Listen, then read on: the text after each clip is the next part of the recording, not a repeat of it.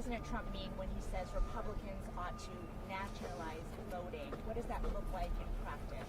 What the president was referring to is the SAVE Act, which is a huge common sense piece of legislation that Republicans have supported, that President Trump is committed to signing into law during his term. And he spoke with the speaker directly about that yesterday, about the need to get that bill on the floor for a vote, because it provides very common sense measures for voting in our country, such as voter ID.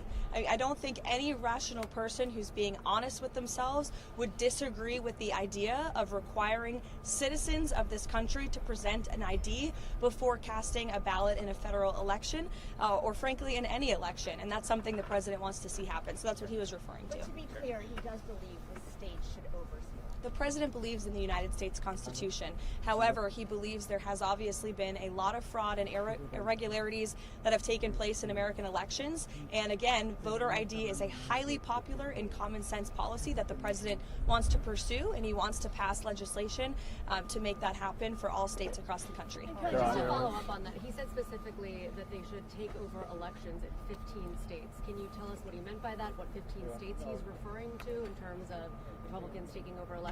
Again, what I was just telling you is that with the passage of the SAVE Act, voter ID will be implemented across all 50 states. The president was referring to specific states in which we have seen a high degree of fraud. If you look at states like California, or if you look at New York City, for example, non-citizens are allowed to vote in elections in places like California and New York City. That just creates a system, an electoral system, that is absolutely ripe with fraud. And you cannot deny the fact that, unfortunately, there are millions of people who have questions about that, as does the president. He wants to make it right, and the SAVE Act is a solution to doing it.